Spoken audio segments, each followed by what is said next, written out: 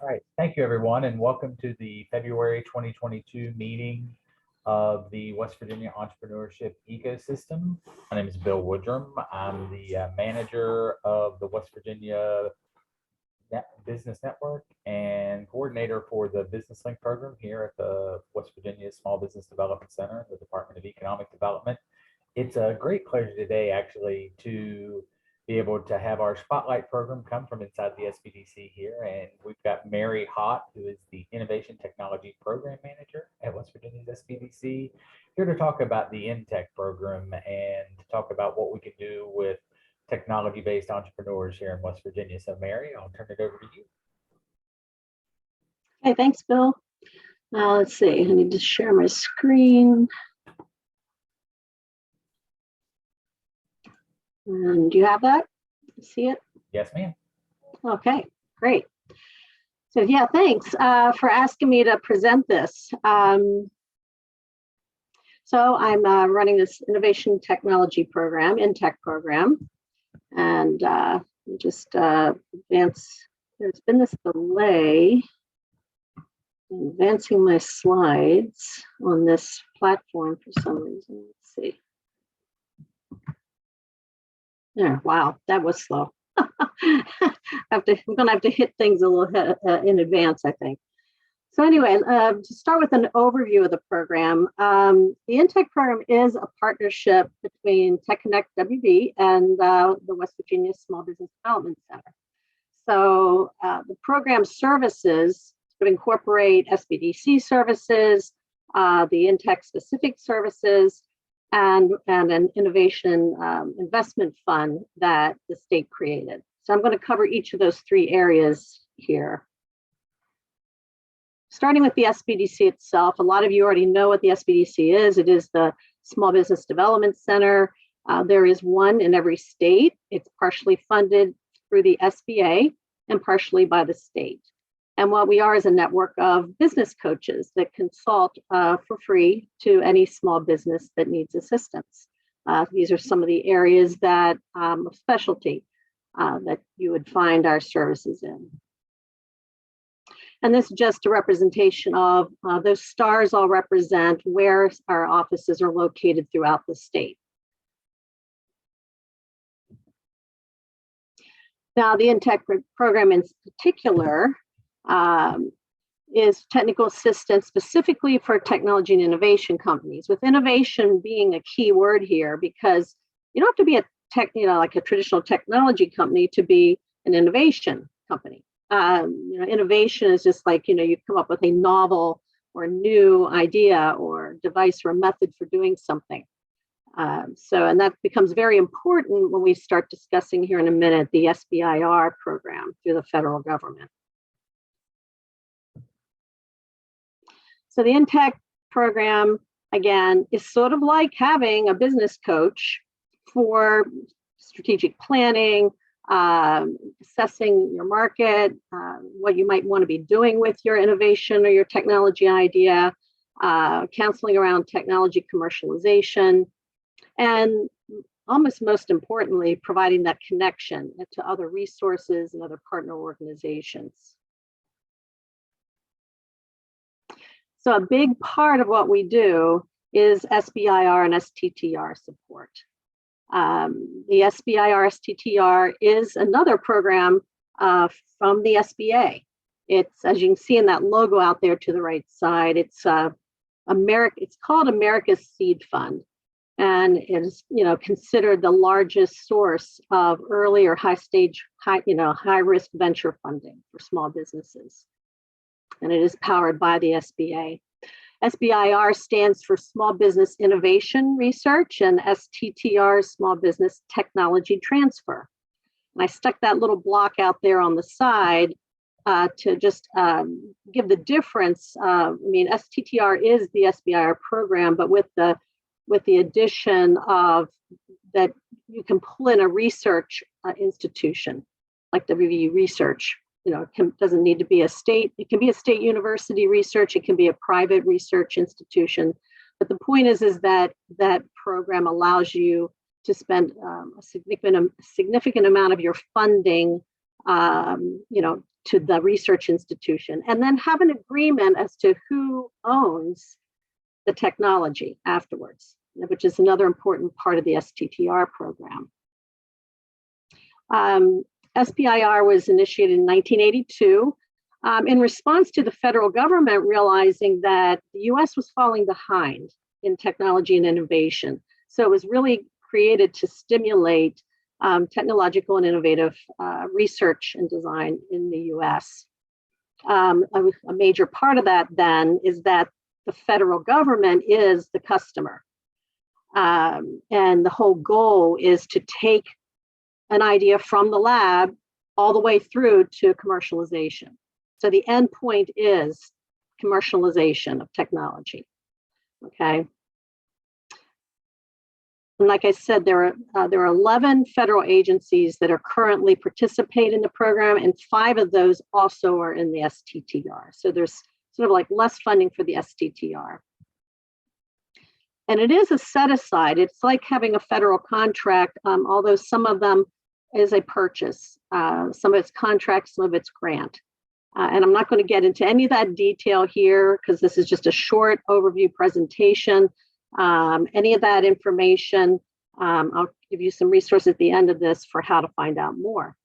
But this is just an overview of which agencies have both the SBIR and STTR programs and which ones have just the SBIR. As you can see, the ones at the top, I mean, this is ordered by how much money they have set aside for this program, with the Department of Defense being nearly $2 billion annually. So these are big pots of money.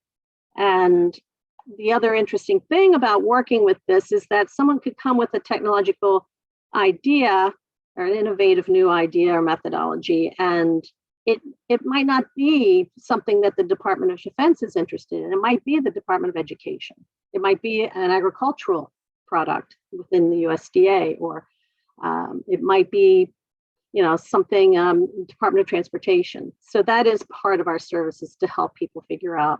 And there might be multiple places, multiple agencies, or multiple proposals to seek out to see where that might fit, who might be interested. So one thing you'll hear about with the SBIR STTR is that it's a 3-phase program. Phase 1 is they're paying you to help develop your concept out. That's usually 6 to 12 months. Phase 2 can be 1 to 2 years. That's when most of the research and development, the work, the prototype, everything is performed to take you up to that place of having that fully developed product or service. There's a phase 3 that is not funded. It's just more of a conceptual phase, because what phase 3 is saying is that you've finished phase 1 and 2. We've brought you up to that point, and now we're ready to purchase it. So at that point, in theory, you would have a commercialized product or service to sell to both the government or to the open marketplace.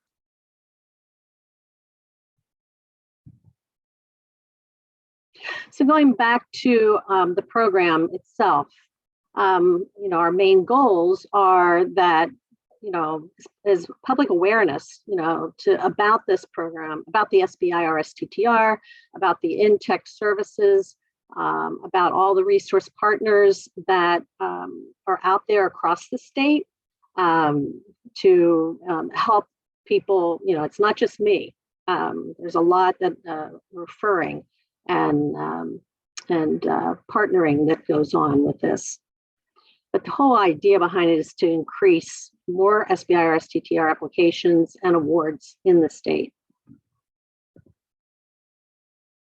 And as I said, you know, one of the ways we might do that is to help identify some of those, which agency or which proposal within an agency that you might apply for, you know, resources for helping you prepare that proposal, and again, connections to who you need to be successful, helping you create that timeline and help understand more about what you know, would go into, you know, your own schedule and development schedule. So again, a big part of resources is, you know, financial, of course. So what the West Virginia legislature did was back in 2019, starting in 2020, this fund became available. It is in legislative code, and it is to support matching funds for when companies are awarded phase 1 or phase 2 proposals through a federal agency. So I just wanted to cover a little bit of that. Again, it was partly for increasing more awards, more incentive for more people to apply, and to help cover the costs that maybe the SBIRSTTR award might not cover. There's a phase 0 that's a grant that we provide, and then there's matching funds during your phase 1 and 2. And I tried to represent that a little bit here about how this works. Those red handshakes are the awards that the state provides through this Entrepreneurship and Innovation Fund. And then the gray check marks are your SBIRSTTR phases that you accomplish. So what this is saying is that someone who just submits a phase 1 proposal, just submitting it, and the federal agency saying, okay, we received it, we will give out a $2,500 grant to that company just for getting that submitted. The idea being it gives you some little additional funds to get through the rest of your phase 1 initial development. Once your phase 1 is then awarded, it's officially awarded, and you get your first disbursement from them. In other words, you prove that the federal agency, is paying you, that you are fully into this program now. That's when we go back and we have a matching fund up to 100,000 over 2 different pay periods. Your first disbursement is 50%, the second is another 50%. At the second 50% coming when you submit your final report. Right. Then what typically happens in the SBIRSTTR program is that once you finish your phase 1, you still have to apply for your phase 2 and be accepted again. If you're accepted in a phase 2, then we have that phase 2 match. It's up to 200,000 because it's over the course of a couple of years. It's awarded in that 2-year period of time, that 200,000. And I just want to add that, notice I say up to 100,000 and up to 200,000. It's all dependent on the funds that we have available at that time. The goal is to have our fund fully funded so that people can get as much as they can out of that award. Now, the one other thing about, again, I put that phase 3 here, meaning that you have fully finished your phase 2, you've submitted your final report, and that's when we give the second half of that that phase 2 match. And some people say, well, why are you giving it to us now? We've finished everything. And the idea is that, and this was something I have to give Rich Giersch a lot of credit at West Virginia Tech Connect. He was the brainchild behind helping develop this fund and how it operates, because I'm new to this program. But the whole goal here is that there is a little delay. There's a lag time with the other awards, but that purpose being is that, hey, you now have funding to go out and do that the SBIR didn't provide you, to do some marketing, to actually get that push out into the marketplace to help you with that commercialization phase. So, but that is the idea, the flow behind the investment fund that supports SBIRSTTR in the state. To be eligible for that, really mirrors a lot what the SBA requires, which is that that you're an actual business. So a lot of people are sitting in a lab with their idea, but they haven't formed a business. SBIRSTTR requires that you form that small business, which we can help you with. That should satisfy all the SBIR other requirements, of course. You have to sign a statement that these funds are not, you're not also getting the same funds for the same thing elsewhere. That you are technically a small business. that you keep your research mostly conducted in West Virginia and you remain in West Virginia throughout the program, throughout that project. So that's really the main criteria of just being eligible. The application process itself, that phase 0 grant, that $2,500 grant that I mentioned up front, just by submitting an SBIR-STTR proposal is anytime throughout the year. But the phase 1 and phase 2 matching funds, we do have certain 3 periods during the year where you can submit for that.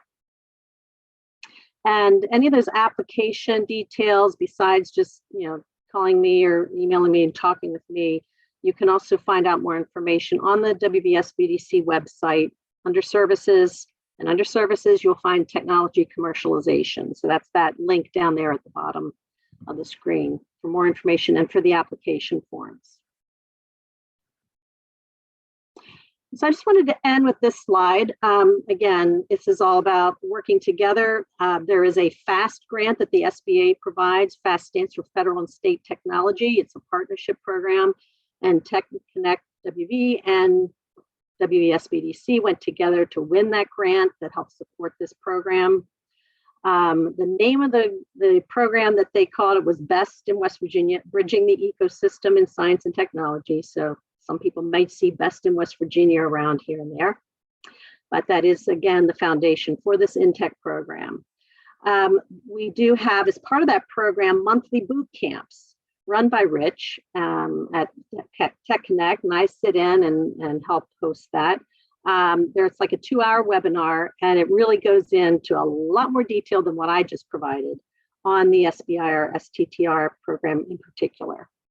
So I just put links into both Tech Connect and our newsletter. The next one is March 3rd, and then there's another one, April 7th. There is a calendar for all, but it's the same material. You wouldn't have to attend both times, but those are the next 2 upcoming ones. And again, the SBDC, don't forget that our business coaches provide no-cost business counseling, and we team together on technology or innovation issues.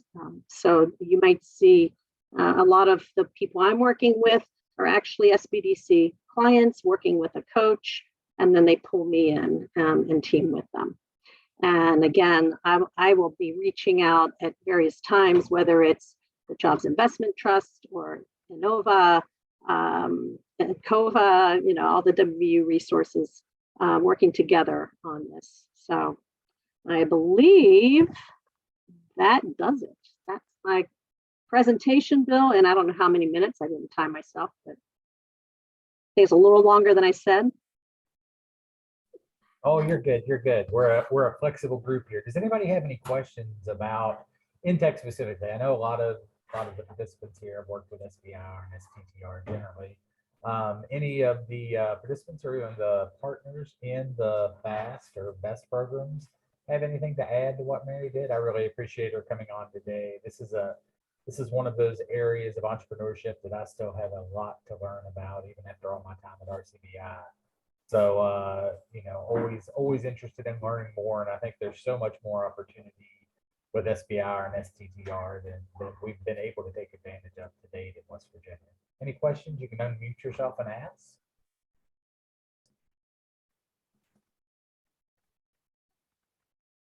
And if there's no questions, thank you so much for coming on today, Mary. We really, really appreciate it.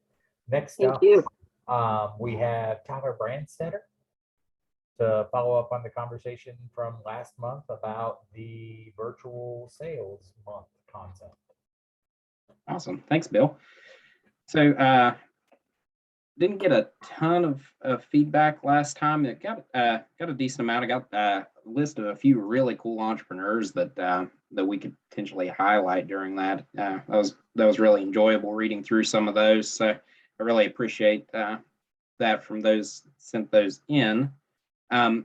So kind of thinking about the way that we're looking at constructing this is kind of doing trainings during this month, as well as highlighting these entrepreneurs that have succeeded in growing their e-commerce stores, succeeded in starting them, over the past couple of years, really grown or come into their own during the pandemic. One of the things that we wanted to do, aside from that, is a set of trainings to teach people how to get better at e-commerce, or get into it, demystify a little bit of how it works, how some of our physical stores that we all work with may be able to transition into this area partially or fully, depending on where they're at, or encourage others to get started in that area. So kind of as a rough kind of way of thinking about the trainings, we're talking about maybe 1 to 2 a week during the month of July. Plenty open to feedback on that. But as far as subjects go, getting started with e-commerce from a best practices standpoint might be a good way to start reaching out. Just kind of a high level overview of that. Going over social media marketing for e-commerce entrepreneurs. How to ship your product could be a really good subject. Kind of the do's and don'ts of that. E-commerce platforms and how to build on them. I think a lot of people would really enjoy that from a very technical standpoint of how to actually go about doing that yourself instead of having to spend money on another firm, or how to work with some of those firms. I think a no-code web development seminar could be a really interesting thing to cover. No-code web development has really become its own kind of field within the past few years. It's becoming extremely common. You don't really have to be a programmer anymore to start your own website or to start your own e-commerce store. And there are a lot of really powerful tools out there now that entrepreneurs can use in that. And then digital graphics surrounding entrepreneurship, surrounding e-commerce, how to create your graphics for your social media sites. Just kind of a rough list of where I'm kind of thinking of in terms of trainings at the moment. Still inviting anybody that has any expertise in those areas or any interest in that. Those of you that work with e-commerce entrepreneurs, please feel free to reach out. Love to be able to plan some of this with all of you, and hopefully get something going whenever July rolls around. So does anybody have any comments on that? Any thoughts? Yeah, I would just encourage people. I think, maybe one more, Tyler, that we should talk about is cybersecurity options for people. We've pushed a lot of people. The ecosystem has done a lot of trainings, has provided a lot of support to entrepreneurs across the state on maybe transitioning from a Main Street operation to online platforms. And we all know in this day and age that comes with some challenges and some threats out there in the e-commerce world. So I think looking at, how do you keep that site locked down? How do you protect yourself? Some of those things I think could be really, really interesting and needed by clientele out there.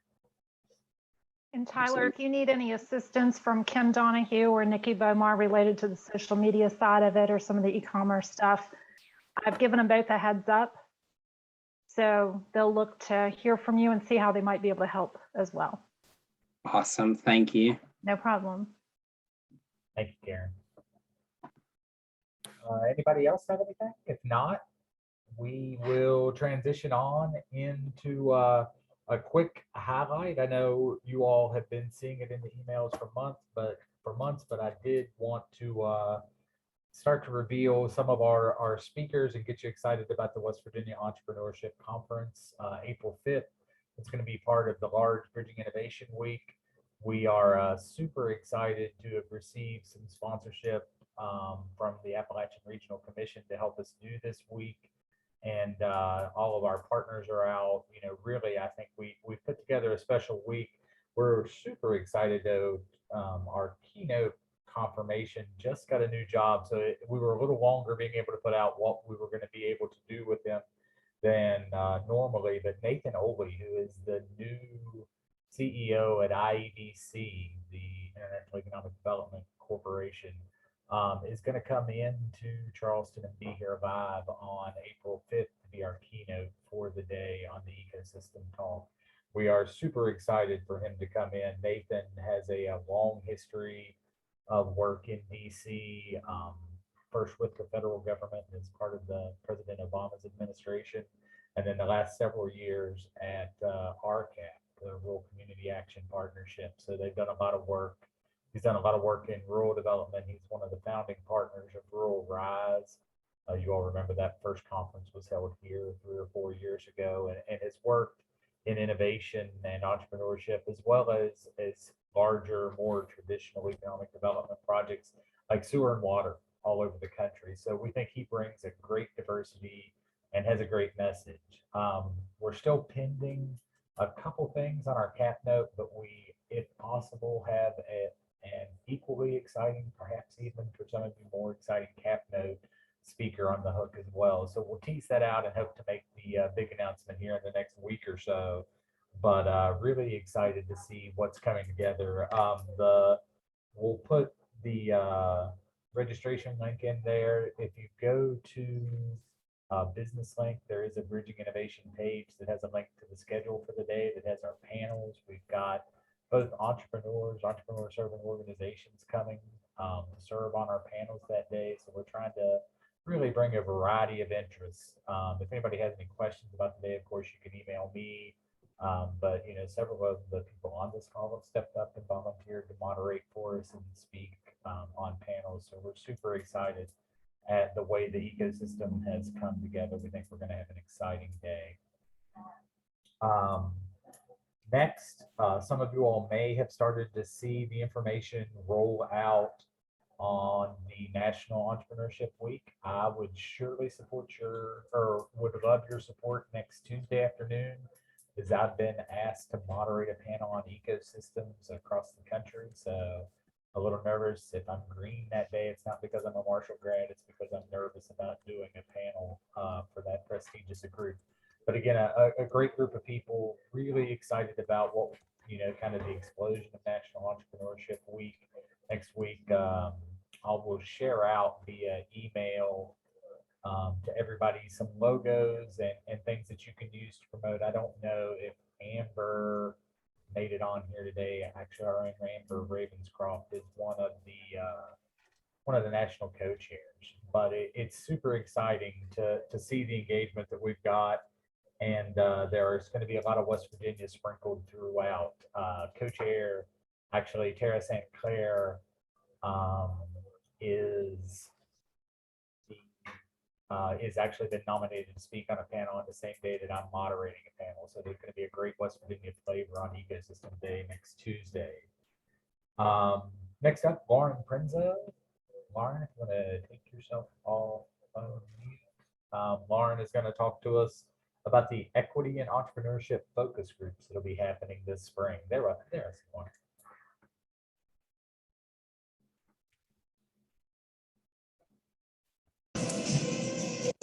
Hi, everyone. I apologize if there's background noise. I'm actually traveling back and forth from a youth group for this project, so I hope the background noise at Starbucks isn't too loud for you. Thank you for fitting us in today, Bill. Oh, you're welcome.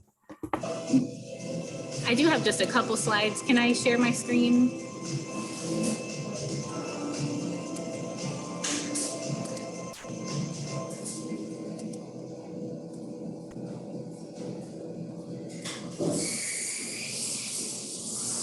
Okay, can you all see that? Okay, perfect. All right, so the project we want to share with you for just a couple minutes today is our ARC Power Technical Assistance Grant. We call it Equity and Entrepreneurship, and it is a one-year strategic planning process for the expansion of youth entrepreneurship with a focus on rural and low-income youth. So over this year, we're going to work to inventory and assess what's already going on across the state, and work together with partners, including youth, to plan for the expansion of opportunities to individuals who may not have as many opportunities at this time. So our start, we've hosted 6 in-person focus groups with rural youth in counties that are designated as distressed by ARC. So we have, just the last one was today as I'm traveling from, so 95 middle school and high school kids that did a 60 to 90 minute focus group with us to share their perceptions of entrepreneurship And then we also have a statewide survey of youth, a statewide survey of providers. And then the most important thing that we are hoping that you all will participate in is a series of in-person strategic planning meetings.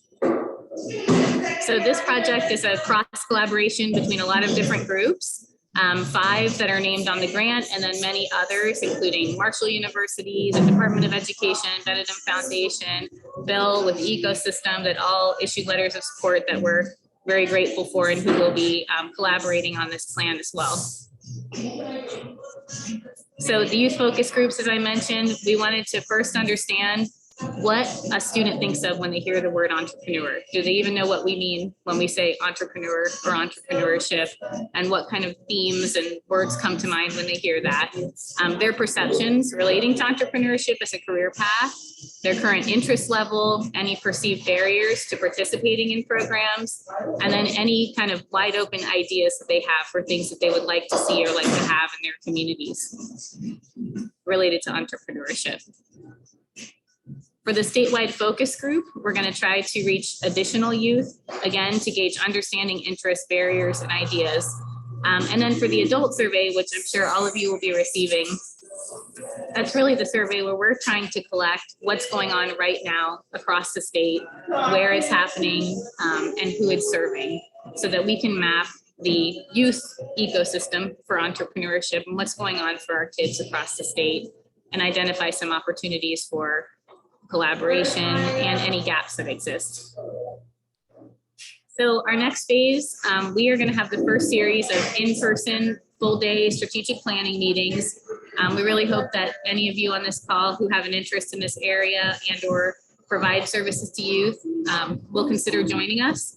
So we're hosting 2 sessions, May 12th and May 13th.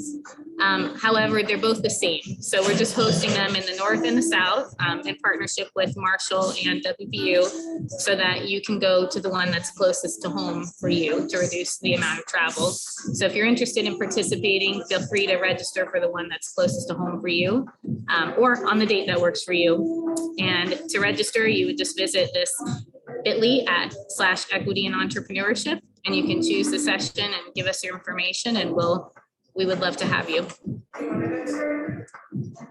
And for more information, please feel free to contact me, and Tara St. Clair, who you all know as well, is also the co-PI on this grant and can provide information if you have any questions as well.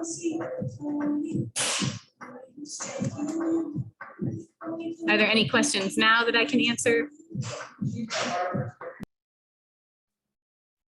Does anybody have any questions for Lauren about it? I think it's a great thing. I know that I love seeing how much of the system and the ecosystem is now gathering resources together. And I think this is a great one for kids. Many people here have heard me say I never really heard that I could be an entrepreneur until I was probably 30, and that we're exposing kids to it now at younger and younger ages. It's just awesome.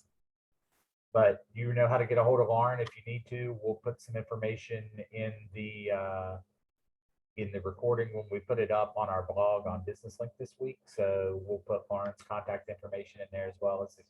I hope everybody will sign up for those events. I plan on going to the one down here. So it should be really, really exciting.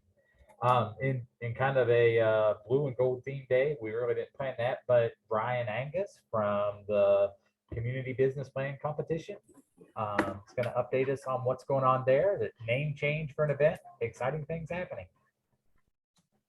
Yes, thanks for having me, Bill. I don't have any exciting background music playing like Lauren, but I just posted a link here in the chat. But some of you may recall last year we had a competition called Seed West Virginia for the first time, and it has changed its name, as Bill has said. It's now part of the business plan competition that Tara St. Clair runs. And so this is called the Community Business Plan Competition. So essentially, it's a cash prize entrepreneurship contest, and we are looking for anyone who's a resident or anyone associated with a small business operating in the state of West Virginia to apply. So not just college students. So Tara does a great job running that side of things, and now she's going to help run this community business plan competition as well. So we have $15,000 at a minimum of cash prizes we'll be awarding during Bridging Innovation Week in Charleston, that first week of April. And what we are looking for, so I liked the InTech presentation that we heard earlier. So we are looking for ideas that are probably a little less innovative and technologically demanding compared to what InTech is looking for, and perhaps a little more aspirational than a business that just wants to remain on Main Street. So what we're looking for are kind of scalable, quick to market ideas that can be taken to a national or international market reasonably quickly. So we have the website. It just launched. The application form is up. It's a fairly simple application process. The applications will be due March 15th. And we hope that you will help us spread the word, or if you have an idea, that you will apply. We're encouraging everyone to apply pretty broadly. So we're very excited to do this, and glad to have the chance to come and talk about it. Ryan, just as a point of clarification, now this can be somebody who, if like, I know the Hive has done some local events. People have competed in local Ignite competitions or local competitions. That doesn't matter. They can still come to this as well. Yeah, definitely. Okay, great. Anybody else have questions for Ryan about the community business competition? I have to, I'm so used to saying seed, I'm going to have to get used to a new name. But no, I think that's great. I know that a lot of us are out there in the community working with people. So super excited to see, not just student groups coming forward, but the opportunity for those pitches to come from across the state. And again, we'll put Ryan's contact information up there. If you have more questions for him or about how people get entered, you can reach out and talk to him directly. Peni, Adams, you're up next there. I see you, Peni. If you take yourself off mute and talk to us a little bit about communities of healing. Yes, thank you, Bill, for allowing me to speak today.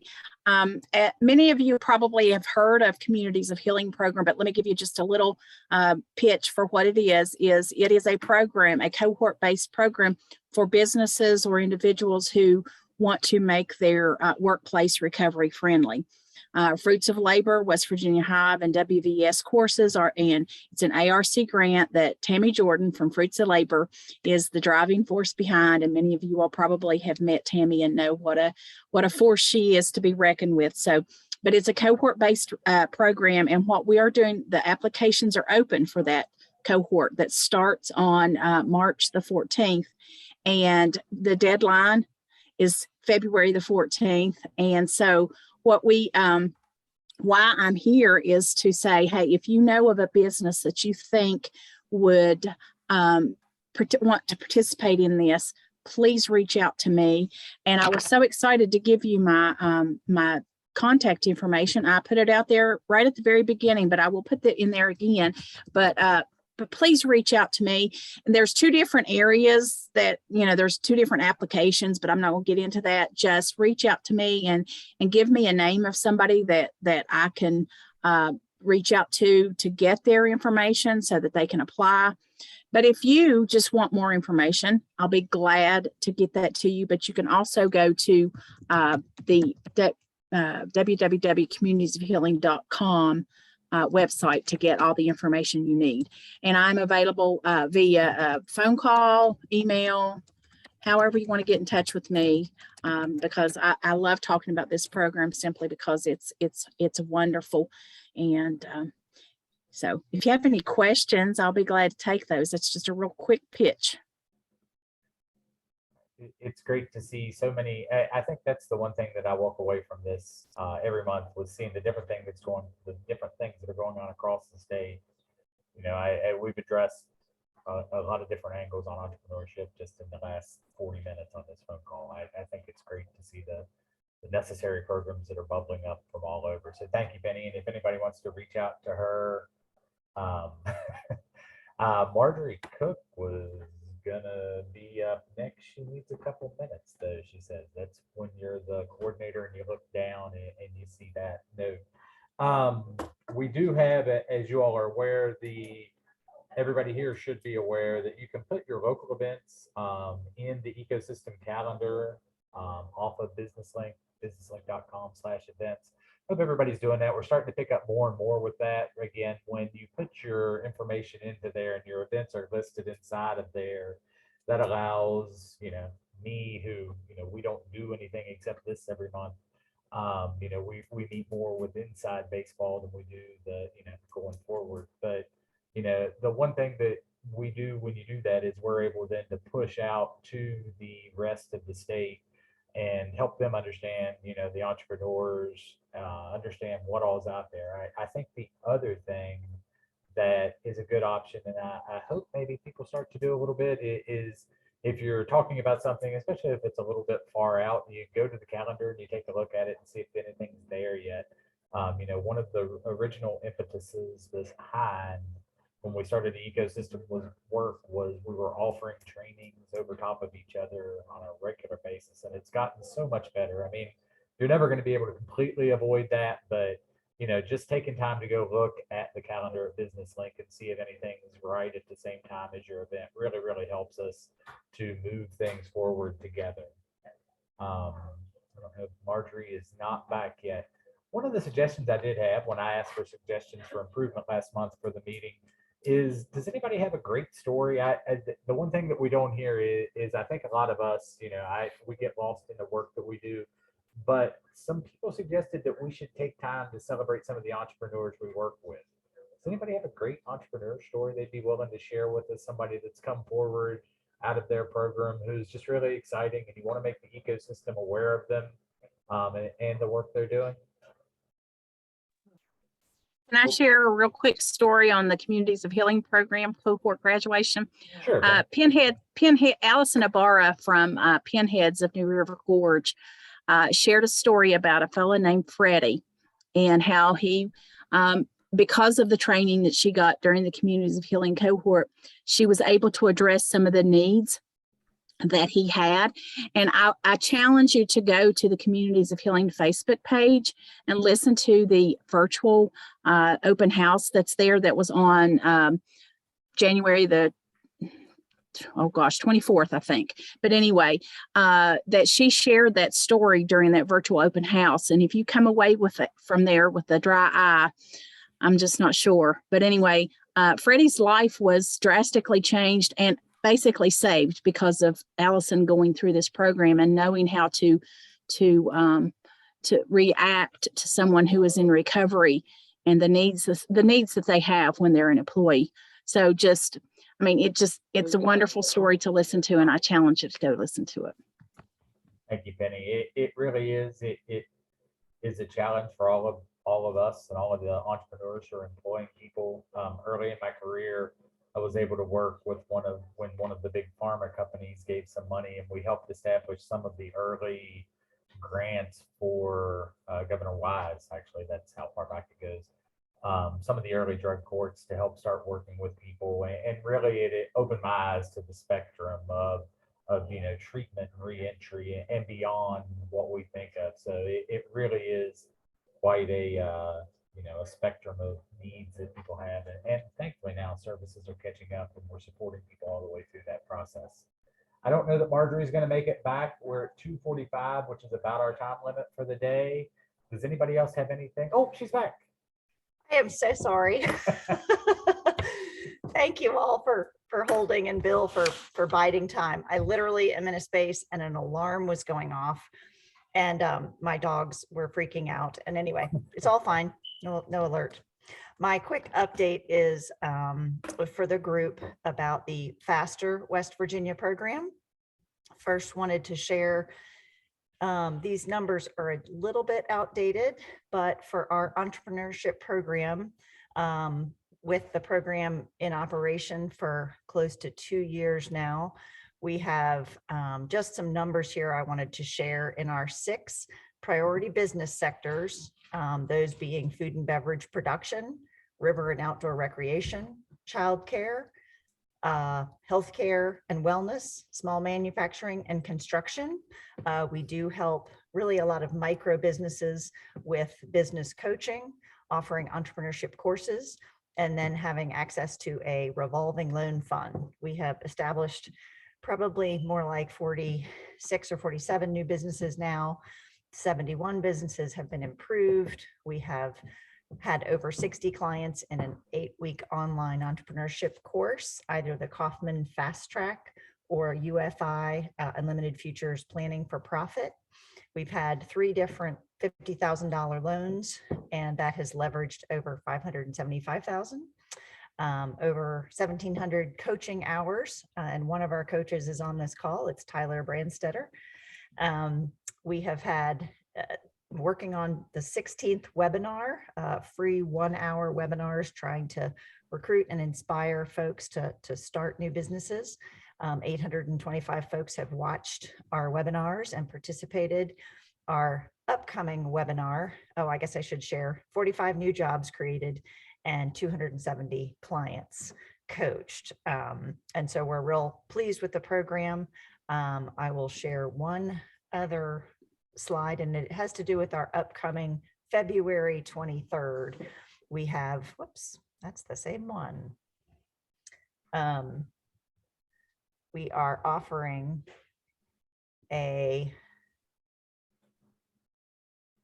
sorry, struggling. Offering, can you see a healthcare and wellness business flyer? Sorry, I'm not quite on it today. This webinar is for folks who may have an interest in starting a business in the health or wellness realm. That's a huge realm. So we have partnered up with Dr. Lori Marino at Future of Nursing. And she has got a great program of her own that shares information on how nurses can become entrepreneurs. We are expanding that. We're showcasing her program as well as the Faster West Virginia program. So I invite you all to check this out or share within your networks. This will be on Wednesday, February 23rd at 6 p.m. And I think we might get the Center for Rural Health Development as well to talk about some loan options. But the Faster West Virginia program, I just encourage you to learn about it. Again, we're helping really micro businesses get started, and we've had some good success so far. And I just want to ask if Bill, if we could ever maybe try to schedule a discussion with this group about ways to break down the barriers and how people are marketing to effectively, reach the population and to really change mindset about starting businesses, just to kind of get this great group of people all bouncing ideas off of each other, best ways to market and that sort of thing. Yeah, But, I would love that idea. And particularly for those of you all who haven't interacted with Lori, Future of Nursing is a tremendous program, and it's got a lot going on. There are great opportunities for nurses as entrepreneurs that I was quite frankly unaware of before talking to Future of Nursing. But yeah, I think a conversation like that would be great, particularly if somebody like Marjorie Cooke wanted to help organize it for one of our upcoming meetings. But no, and then another good place for us all to come together and have those discussions, of course, is going to be the Bridging Innovation Week and the West Virginia Entrepreneurship Conference. That's the kind of discussion that we're hoping to have.